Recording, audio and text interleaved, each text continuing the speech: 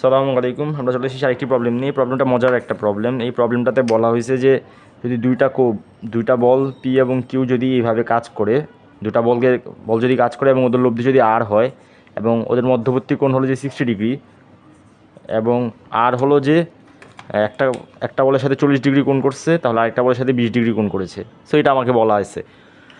So এখন বলছে যে পি এবং কিউ এর মান কত, পি কত এবং কিউ কত, আর এর মান বলে দিচ্ছে আমাকে 10 নিউটন। সো এটা ইজি একটা প্রবলেম। এটার একটা কনসেপ্ট আছে, নতুন কনসেপ্ট। এই কনসেপ্টটা আমি বলে নিই। এটাও যে ত্রিভুজের সাইন সূত্র থেকে প্রমাণ করা যায়।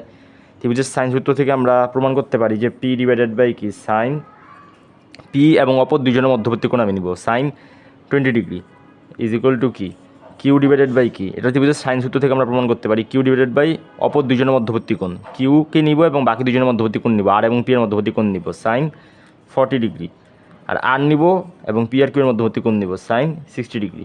তো আমি আর এর মান জানি কত, 10 নিউটন। তো 10 নিউটন বসাবো, এখান থেকে আমি কিউ এর মান পেয়ে যাব অনেক ইজি। কি 10 ডিভাইডেড বাই কি সাইন 60 ইন্টু হবে যে সাইন 40। তো এটার মান আসতেছে 7.4, কিউ এর মান আসতেছে 7.42 নিউটন, আর পি এর মান আসতেছে, আমি জাস্ট পি এর জন্য আমি এই সমীকরণটার এই দুইটা সমীকরণ নিয়ে কাজ করব। তো আমার এখানে সাইন জাস্ট 20 হবে, তাহলেই হলো, তাহলে হইতেছে 3.949। সো আশা রাখি বুঝতে পারছেন, আহামরি কঠিন কিছু না।